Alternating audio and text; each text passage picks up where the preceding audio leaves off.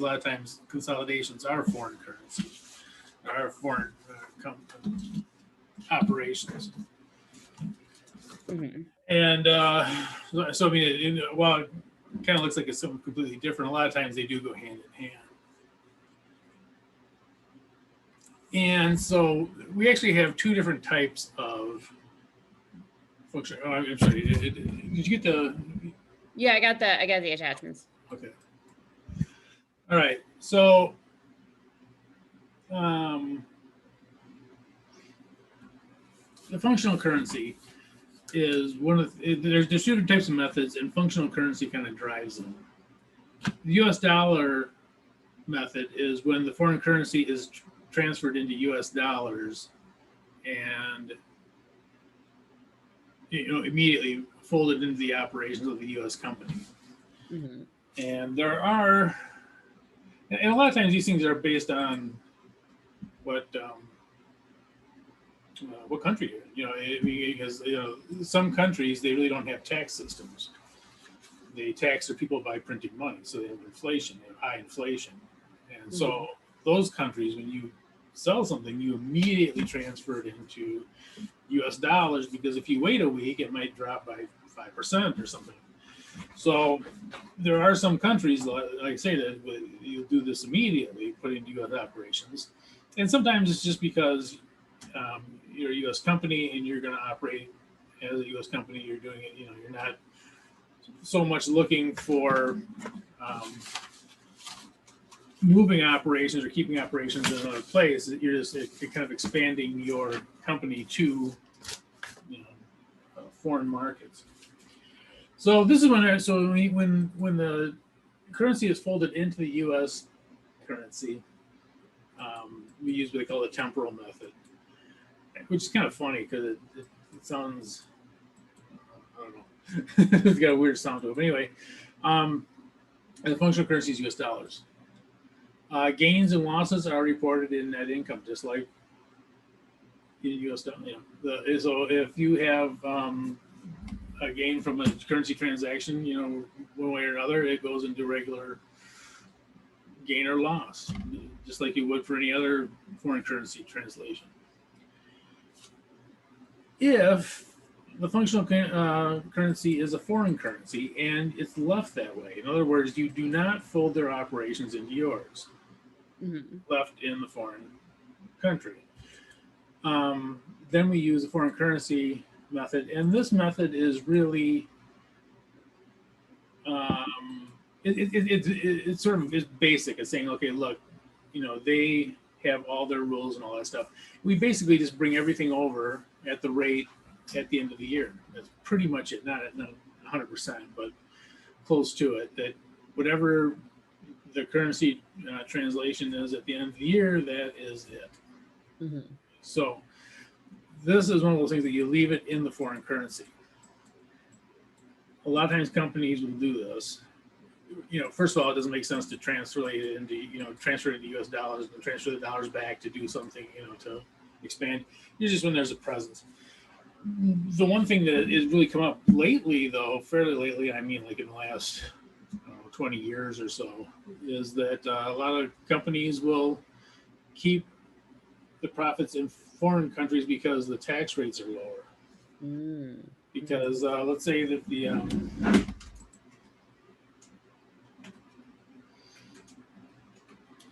a big one of these was actually Apple in Europe. Let's say the tax rate for the U.S. is 20%,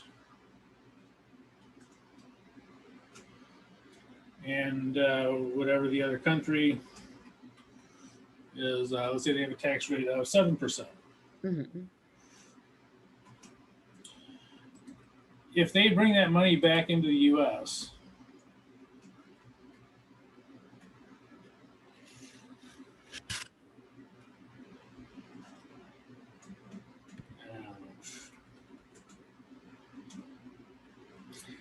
the U.S. says, look, our tax rate is 20%. You only paid 7%, so you owe us 13%. So when they bring the dollars back into the U.S., a lot of times they get hit with a tax. Apple Computer, and this is almost sickening, but they negotiated a zero tax rate in Ireland for all of Europe. Wow. Right. So anyway, they had billions and billions of dollars, money, currency, literally like hundreds of billions in euros that they could not bring to the U.S. because they get hit with 20% taxes on it. Mm-hmm. So,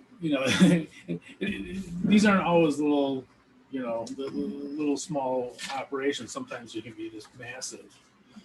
So anyway, this is one of the reasons why. A lot of times you'll have companies just leave the money over there. Why get taxed again? And if you're going to reinvest the money over there anyways. Okay, gains and losses are reported on other comprehensive income. They're not put in your regular income. And the reason being is that these are seen as sort of temporary, they're accurate, but they're sort of seen as temporary rather than translated into hard U.S. dollars, and that once they're translated into U.S. dollars, it's a done deal. Right? I mean, it's a completed transaction. Whereas these are not really a completed transaction. Every year you're going to have some translation. It might go up, it might go down, whatever it is. Okay, now a few things here. You'll see current, historical, and average. So historical costs, which you might imagine is the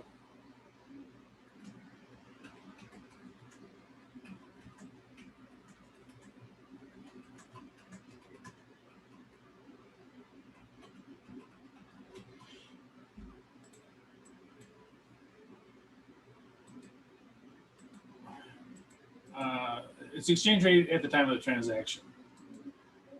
So if they pay a dividend, that's going to be at the historical rate usually. It'll be at the time of the transaction. What date do they pay the dividend on? One of the things that is often is when the company is bought out. If you buy out a foreign subsidiary, that date becomes the historical date for a lot of things, for the stock and some other things.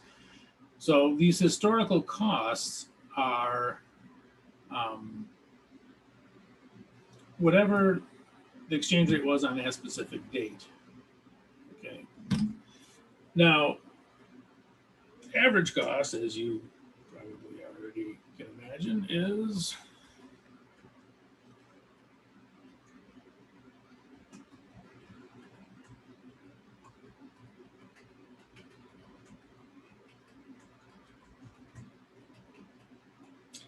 average exchange rate for the year. Mm-hmm. And this is used a lot of times. You'll see for things like revenues and expenses.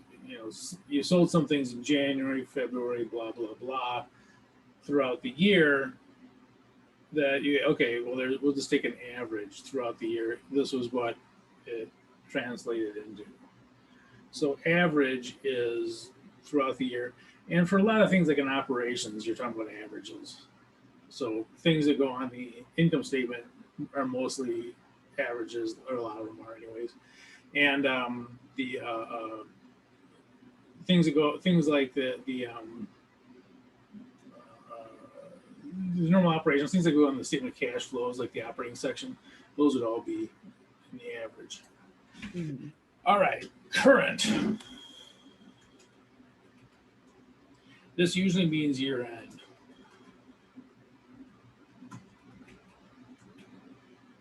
It could be quarterly if they're doing quarterly statements or something like that. But the way we're using it, current, and it sounds kind of funny, but current means year end. In other words, the last rate, December 31st, what was the current rate at that date? And you'll see that a lot of times you'll have things like assets, especially things like cash, marketable securities, and those other things.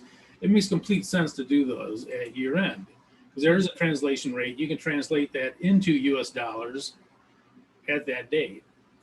So you could use usually year end, 12/31 or whatever. Um, and that's one that's a little bit tricky sometimes because it doesn't really sound like what it is.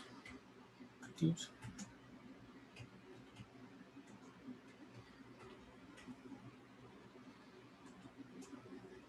Hey, missed a couple of things there. Oh, I made it worse. Oopsie daisy. There we go.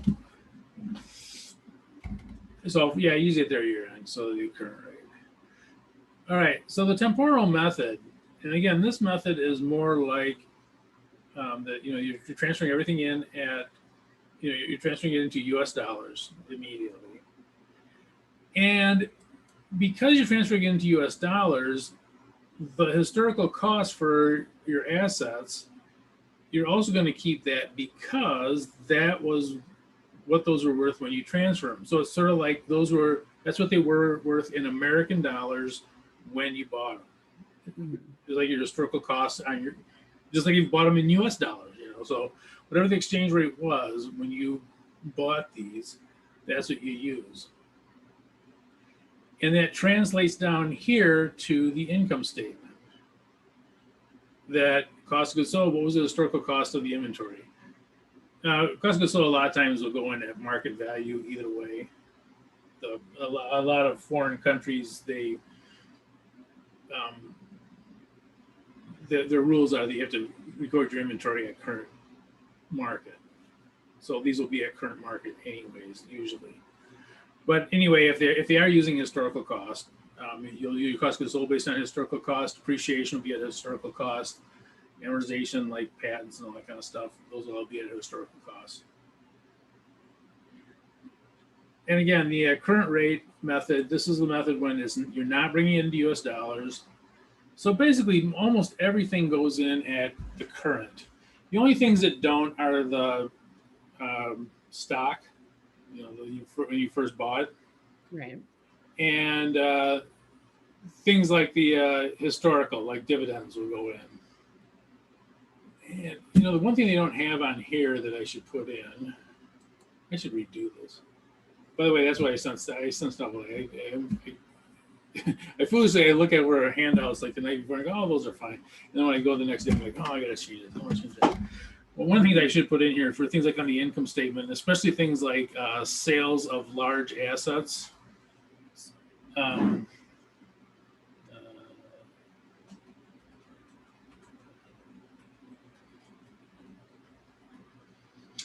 Those will usually be at the historical rates. Mm-hmm. And the historical rates could be, for instance, let's say you made a sale on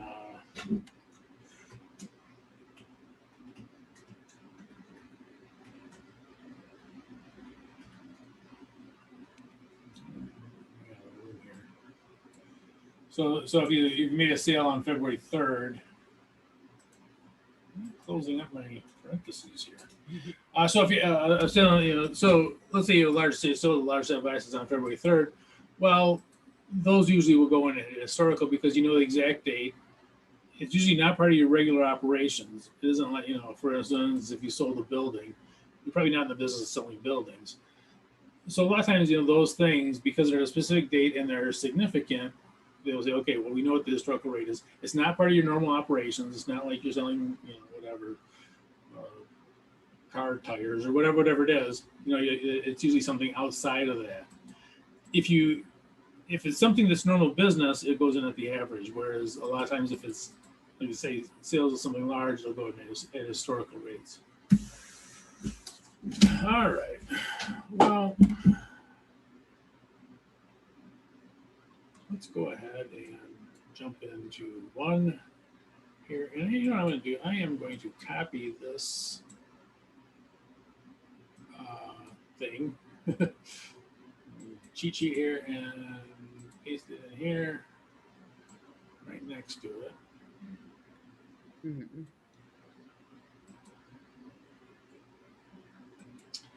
Okay, so functional currency. we have a choice of US dollars or foreign currency. So it matters which one we choose because US is temporal, foreign is current. Mm-hmm. So here we have the functional currency is British pound, or our British pound, probably is a better way to say it. So is the functional currency in US dollars or the foreign currency? So it's in the British pound then, Correct. right? So it's going to be foreign currency. So we're going to use The current rate method. Yep. So if they use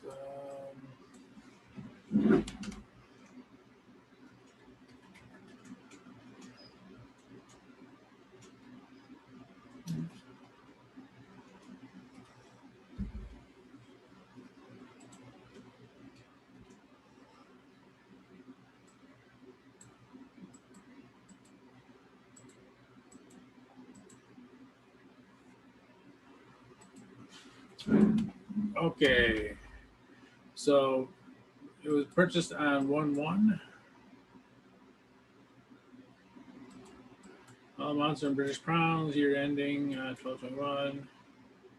Inventory is valued at the market rate. So we use the market rate on that. And you'll see when you go down here for the current method like we're using, it's not going to matter. But sometimes it'll be at the current rate, sometimes it'll be at the historical rate. Mm-hmm. So the current and historical rates sometimes can be different. Okay, so we are going to the income statement. And on the income statement, if we look over here,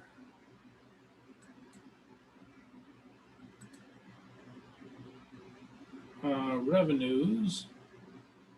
I should make these into.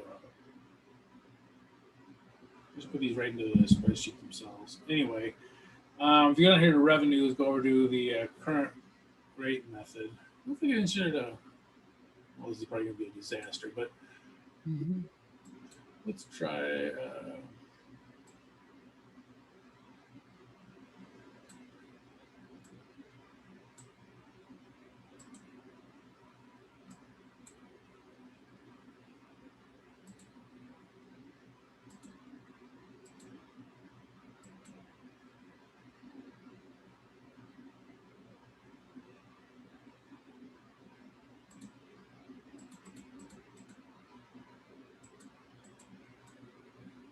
Ah, oh no, I can't grab it.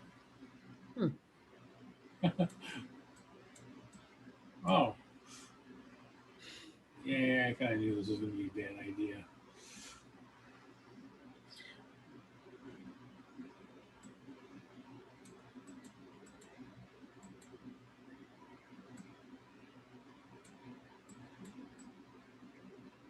Yeah, I'm definitely going to put these into the.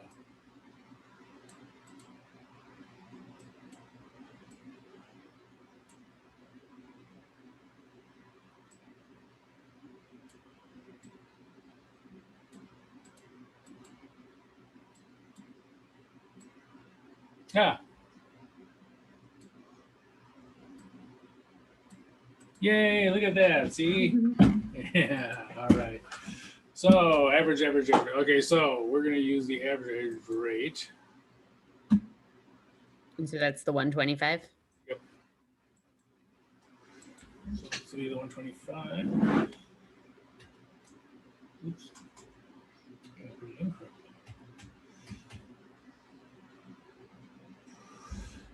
Now we got to be careful. We're going to go down here. I'll take that out. Now this gain on sale of equipment. So this was at a specific point in time.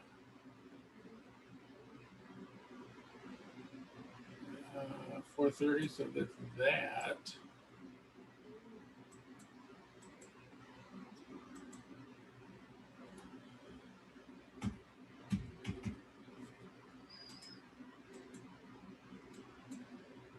Let me do something here. I forgot that I'm in an Excel and I can put a bunch of different colors.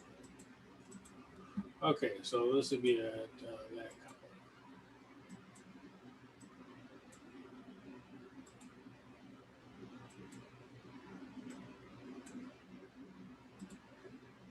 Okay, so multiply these out. Right.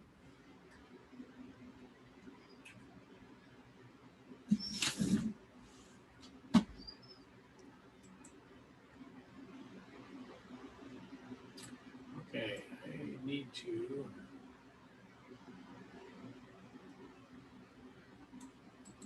format myself. Yeah, I don't give a fuck. I'm just gonna do this just for yucks. Okay, so this minus that. For this one, you could just multiply this one 125. It'll work out the same. But sometimes these will be different numbers, and you can't.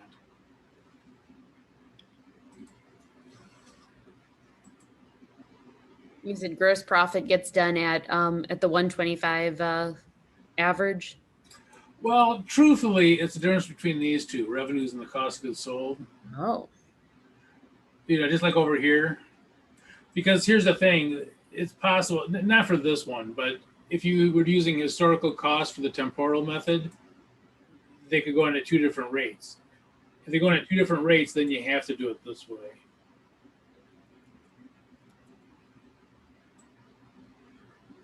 And the one here at the bottom, you can't do that because there is no one rate. They're different rates. Because this one goes in at 122. Mm-hmm. So.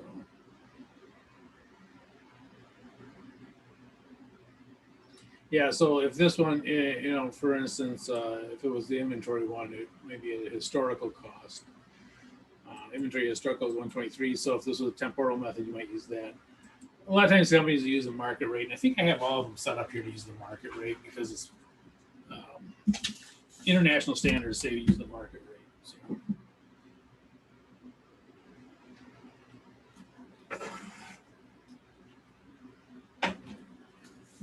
But it can be a real hassle to do the market rate for him. You can imagine inventory for some, Mm-hmm.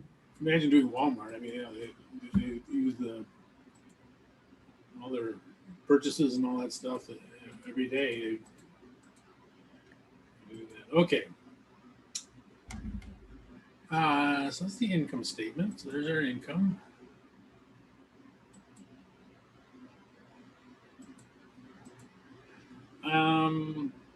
Let's go to statement retained earnings. This is probably the trickiest one. Beginning retained earnings. Now they're saying composite. For this first one, it's going to be at historical because it's on 1-1. It'll be exactly what it was on 1-1. But I'll show you why they call it a composite here in a second. So the beginning retained earnings, these will initially go in as historic. And then later on, they'll be composite. So the historic one would be here. Okay.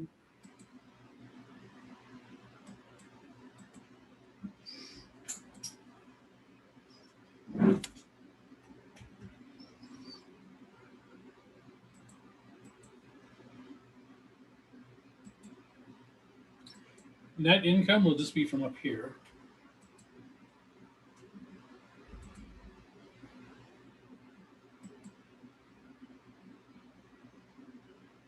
Dividends appeared on 1-9. So here are the historical for that one. Ooh, let's make it. How do we make it? Green.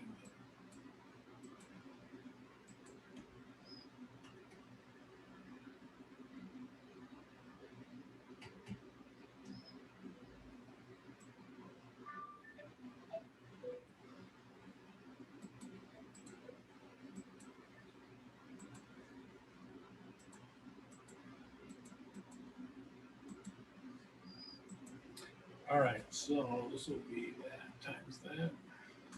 Oops, not plus times.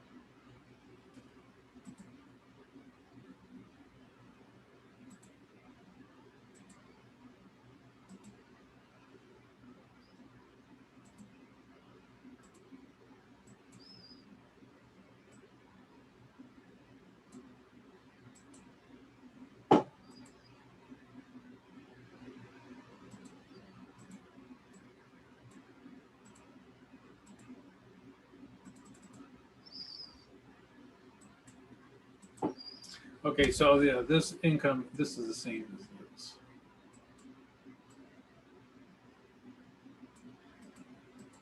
And again, there's no rate because this is a composite.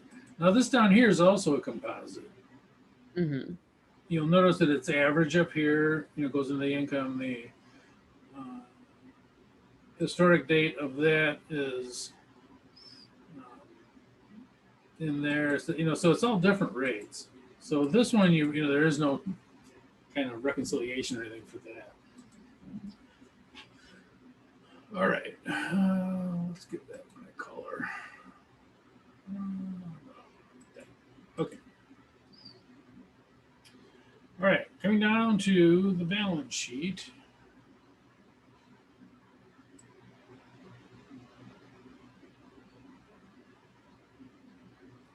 And this one should be a piece of cake except for the common stock and retained earnings. Okay, so all the assets, though, pretty much go in at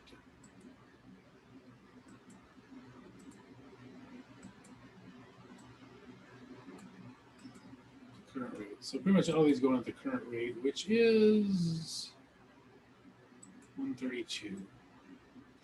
So this will be at year end.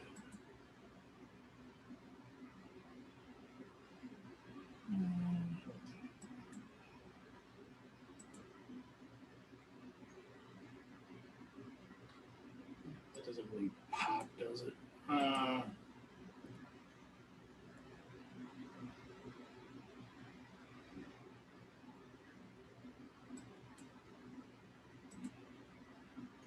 Okay, so current rate is 132. So this will be at year end.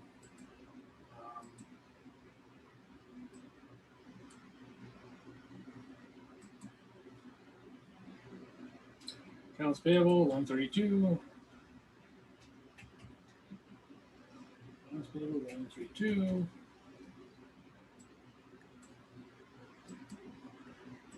Common stock will go on at the historical rate of 130 because that's when we bought it. And that's coming down here. Oops.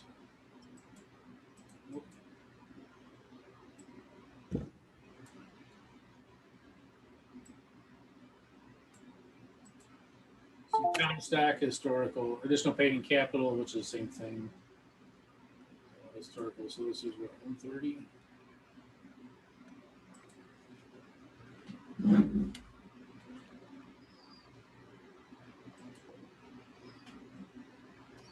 retained earnings is that. Ah. Okay, let's try that again. Oh, okay, anyway, it's summing it up.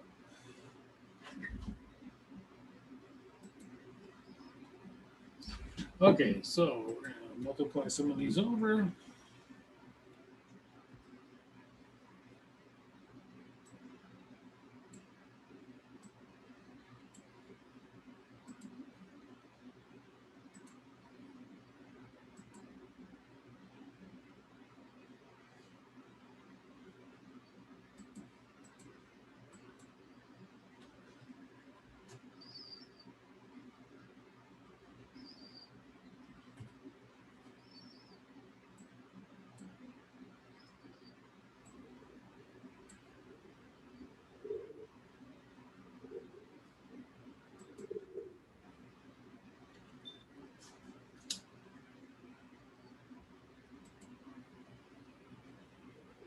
There's something wrong here.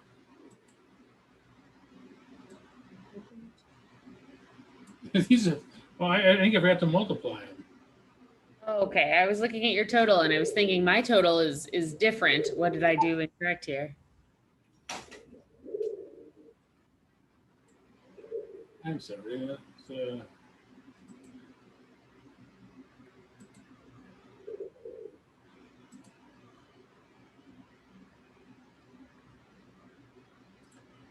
and down here, translation gain or loss. Now you'll notice something that these two. I'm going to copy this one actually.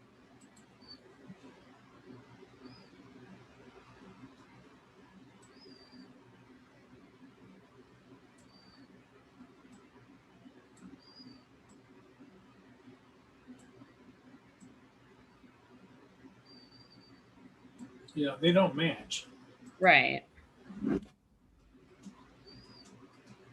which is very common. People have two L's. I don't know. It doesn't. Anyway, so they don't equal. Now, if we were to put this into our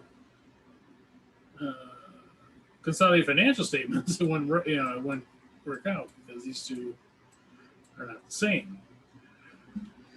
So we're going to have a translation gain or loss, and it's going to be the difference between these two.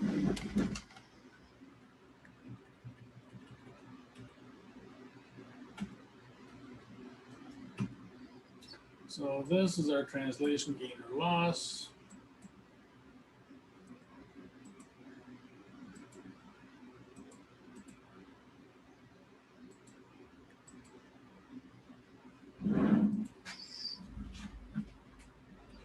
And we have to do that because these two sides are going to have to equal. Now, here is the tricky question. Is that going to be a gain or a loss?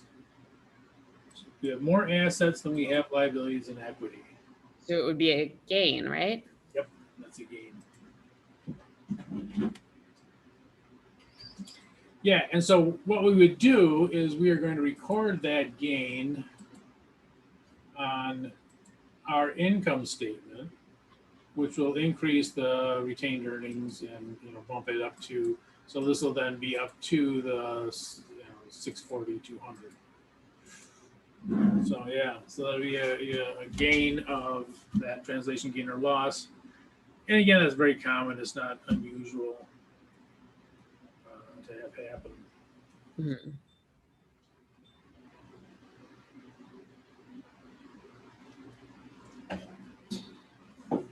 So, I mean, it'd be strange if it did come out equal because I mean they're going in at all different rates, so it'd be kind of unusual. Okay, I think so. This is the current method. Let's jump to page. I think 3 has another current method. Could be wrong.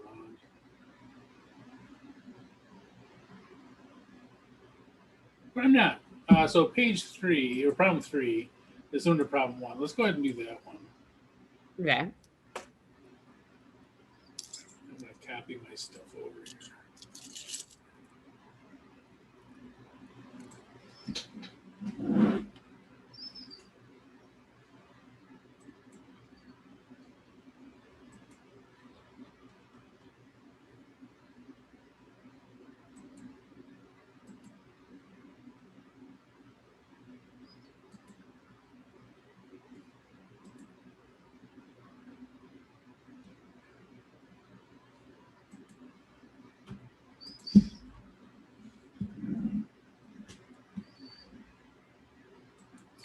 And again, the same.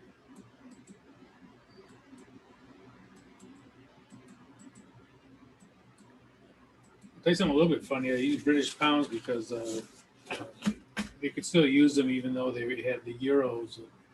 Now they're all back to British pounds again. Oh gosh. That Brexit thing. Right. I wouldn't have even thought about that. Yeah.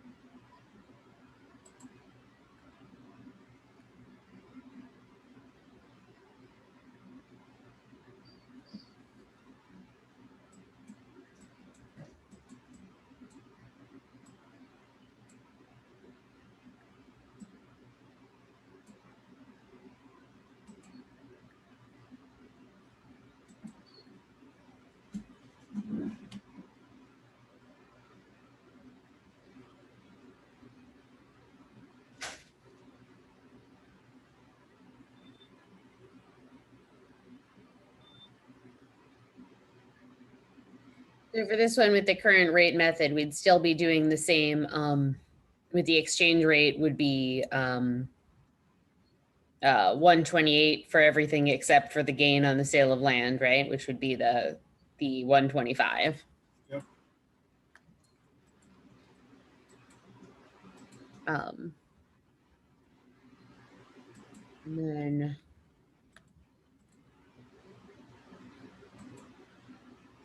And then the gross profit would be the 1,024,000 minus the 7,980 720. So that would be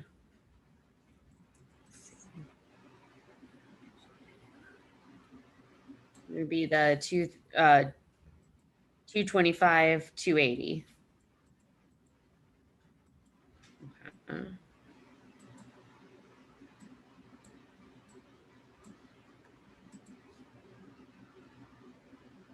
Yep. Earnings.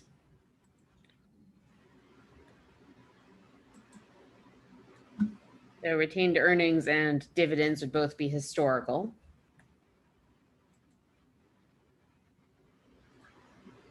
Correct. Yeah, the beginning retained earnings would be the historical on the first of the year. Okay, let's see.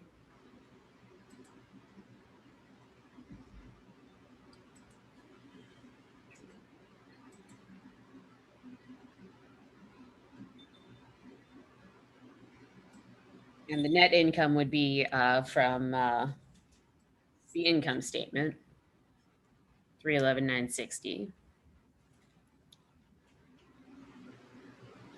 Or wait, mine came out different. What did mine?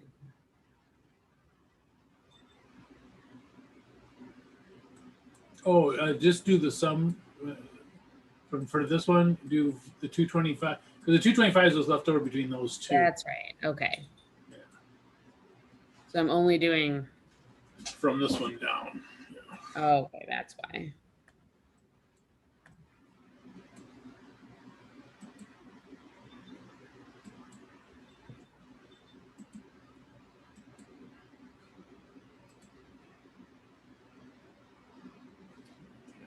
Worse.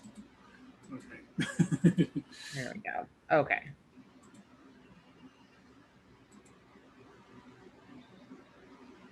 Then the beginning retained earnings would be the one would be times 133. Yep. The historical date. The net income would be 86,680. And then the dividends on 1020 around 1031 would be 129. Yeah. So this would this would be Yeah. this one.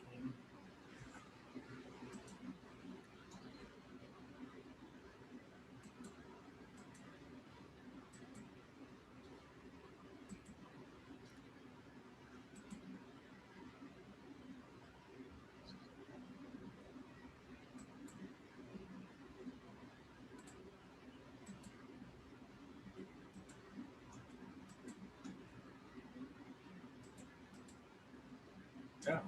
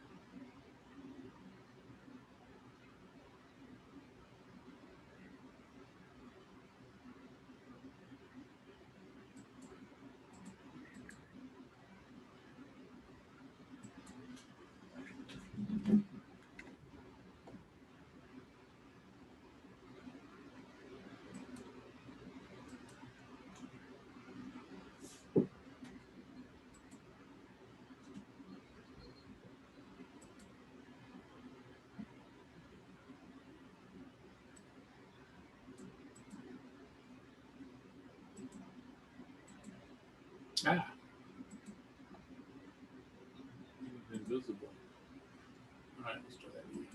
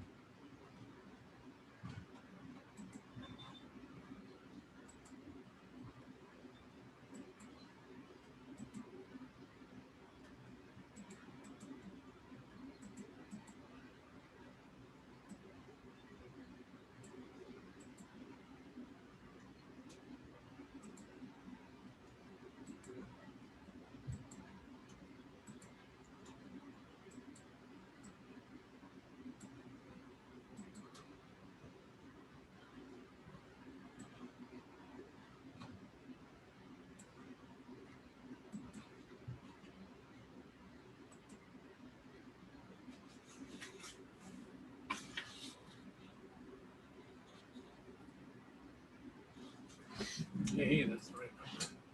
All right.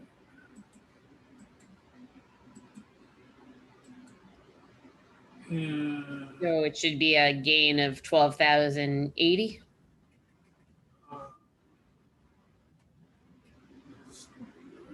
Yep. Yep.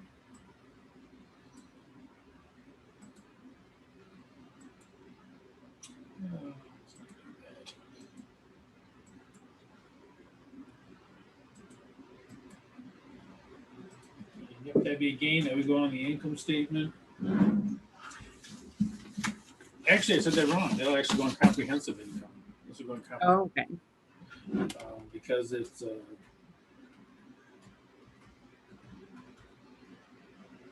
and I mean, and you notice that these could change. If these changes, that would be a plus or minus. And because you're not folding it into your operations, it isn't like that those are for a point in time where they're actually the value was transferred over. Mhm. So it's put in a comprehensive income because while it did happen, it could just as easily go the other way. And here's the weird thing too that it can happen. You can have U.S. operations that are profitable. Mhm. You can have the foreign subsidiary that's profitable, and because of the translation, you can have a loss on both. Because if depending on what the numbers do, it could show up as a loss, and so you get two profitable operations that are either have reduced income or lost, basically, just because of whatever happens in the foreign currency. Okay. Yeah, it's and because of that, and because there's a fluctuation a lot of times that the currencies go up and down. Yeah. Okay. So that is the current rate method. Mhm. Let's go ahead and we should be able to finish this thing. I think. Okay. Let's go to the other method, the temporal method. And it's kind of like baking a cake. I mean, they tell you what to go get, and you go get it. And, not that in real life these wouldn't be complex, but the real tedious part about these is just getting the numbers. Mhm. Okay, so let's go to problem 2. Problem 1 and problem 2 are, I think, identical. Unless I did something stupid, they're identical. Mhm. All right, and so let's go to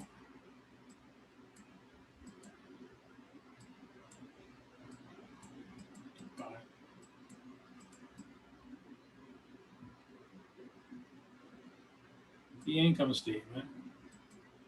Now, this one, I put this in up here for a reason, and that is because usually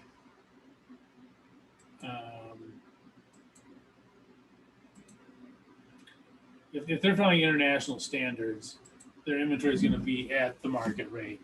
So when you see that the inventory at the current rate or historical, the inventory for the most part is going to be at the market rate. Now, coming down here, they talk about the cost of goods sold, the historical amount. We're going to use this historical amount for those. And this can be a real pain because this is, you're basically looking at what did you pay for that inventory at that time. Because you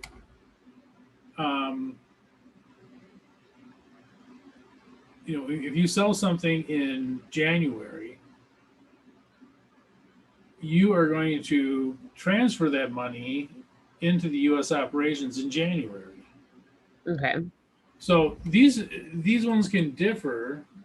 I'm sorry, these last are not here. These can differ. You say, well, okay, so you have some sales January, February, but overall it's going to be average. It's not going to be average necessarily, because if you're using FIFO, you're only going to use the first inventory that was purchased, and it may have a different translation rate than the later inventory. So while these two a lot of times may be close, there are real reasons why they could be different too, because of when it was purchased. Okay. I don't know if it's the same one. I have this little bug that keeps flying around me down here, and it's been going on for like a month. Should fumigate it. All right, so let's go ahead and do this. So, okay, so revenues and expenses, those are going at average. Now, let's take a look here. Okay, so exchange rate. Okay, so let's do the average ones first. So there's the average. This one's a little more involved because you have to think about it in terms of that the money will be transferred to the U.S. at that date and time. Okay, so revenues,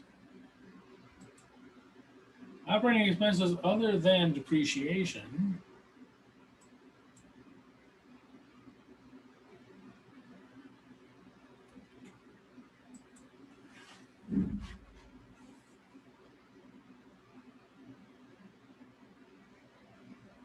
And that's it. Okay. All right, inventory. So this is going to the cost of goods sold. That's the inventory that we sold, and the inventory that historical cost is 123.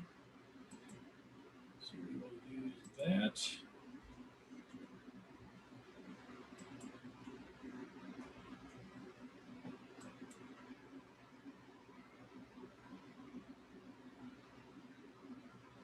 Depreciation expense.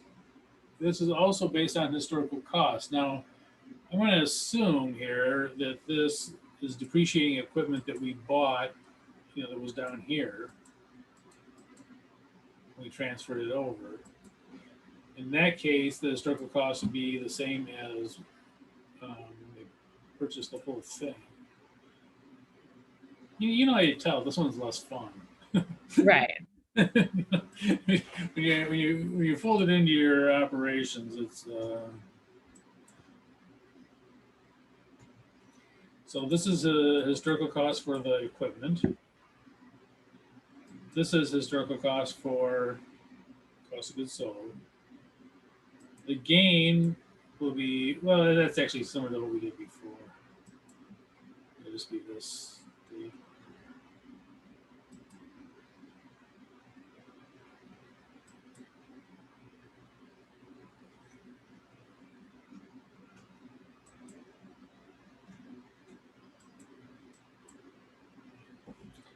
All right. One thing I'll say is because of the colors, it's a much prettier one than the other one. I mean, it's Right. It's much more festive. Really is helpful for tracking where all these numbers are coming from. Yeah. Yeah, and these can be they can be tedious. when I worked at Navistar and U.S. Steel. U.S. Steel, we had some joint ventures with other countries, but we had a funny one where we ended up suing ourselves. That was a fun one. Really?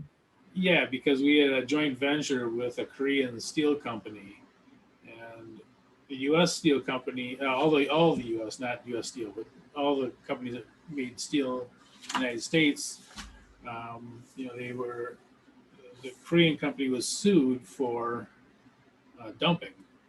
Mhm. So because we were a joint venture, we were basically suing ourselves for dumping. So funny. Weird. Okay. I'm just going to do the whole thing right now, and then I'll fix it later. Okay, so this is, and again, so this is, because he's going at two different numbers, they'll probably be close, but because he's going at two different numbers, this one you can't simply translate it over because Mm. on there. And so you can kind of see this number now becomes much more convoluted because it's a composite. It's a bunch of things together.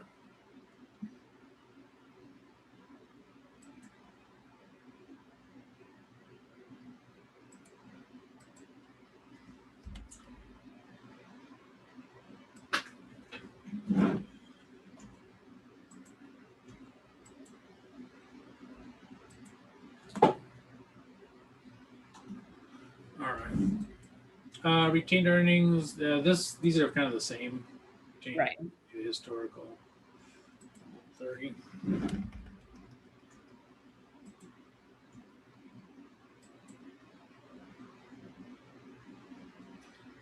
Dividends were that.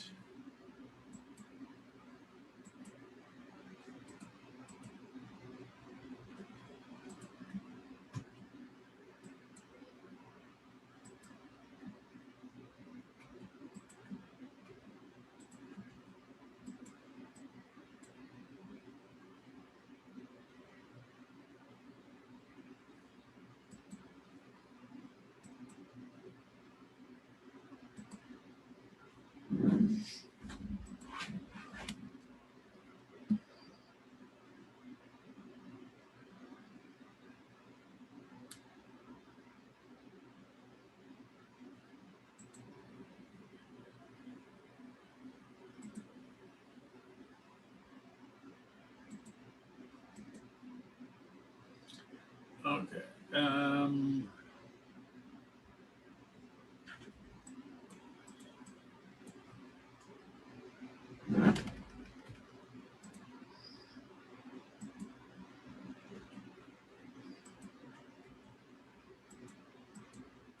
And by the way, this historical costing is really a pain.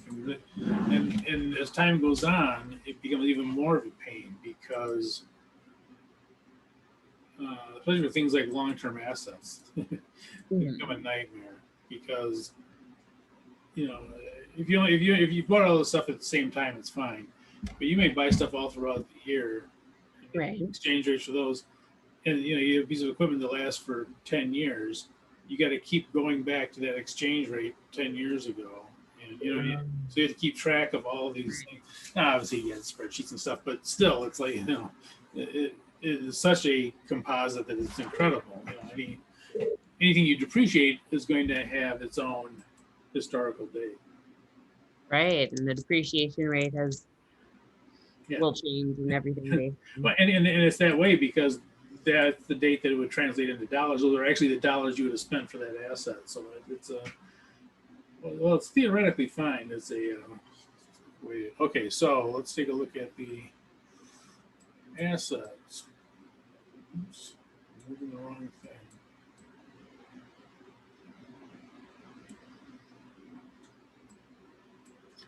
And the assets,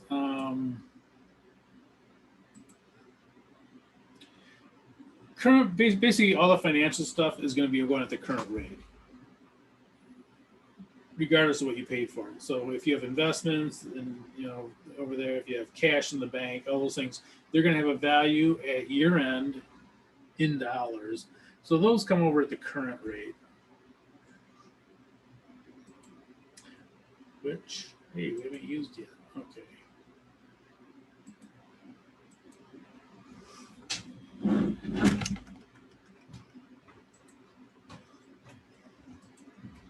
So cash receivable, now because this up here and inventory is valued at the market rate, that current rate at the end will be the market rate for the inventory.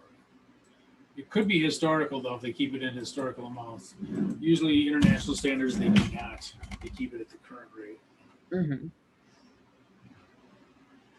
Property, plant, equipment is not the historical rate, which is, I assume this when they bought the company. It is possible they bought equipment during the year.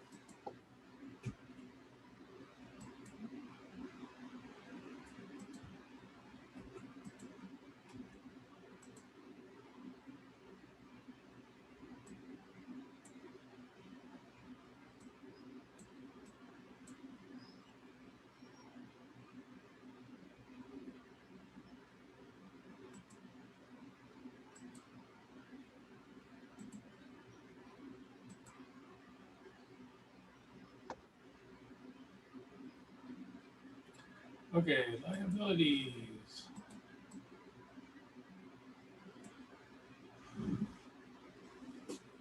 Don't worry about the deferred income. Deferred income is sort of like unearned revenue. Okay. And the reason why that would go to historical cost is because they paid cash at the time.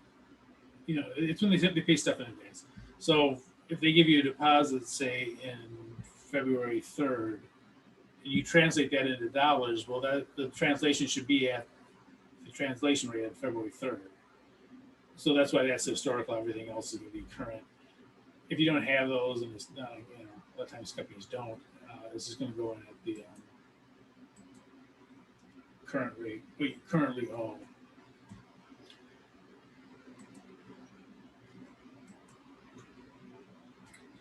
Common stock, the historical rate.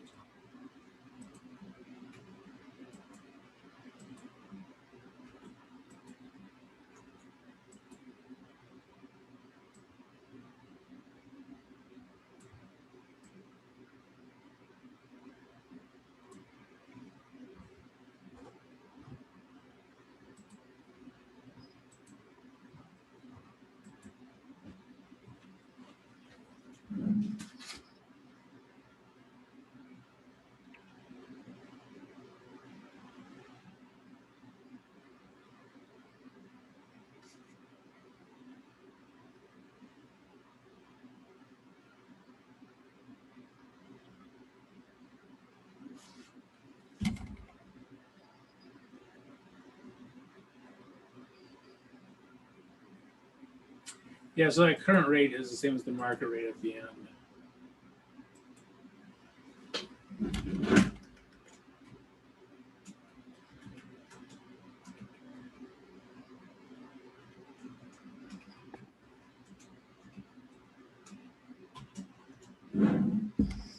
So current rate and the market rate at year end would be the same thing. The current rate is at year end. Okay, now as you can see, these do not match. The question is, we have a gain or a loss. And this would be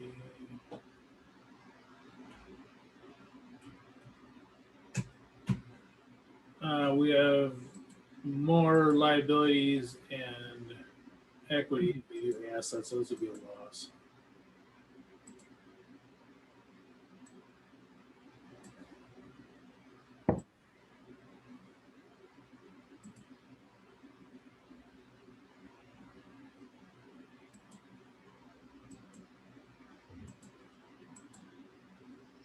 Now, here's the difference between this loss. This loss goes on the income statement.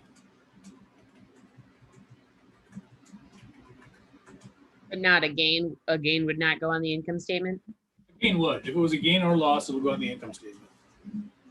And here's why: because they're transferring the cash immediately into the U.S. operations. It's folded in, so it's the completion of a transaction. It isn't like, oh, we still have a bunch of money sitting over here. It's folded into the operations to buy inventory and all that kind of stuff. So any loss is just regular loss on the income statement. It's not simply a kind of like a paper loss or whatever that the other one is. Okay, well, I think, so the only one we have left on this sheet is page 4, and this is using the temporal method, which is the most difficult.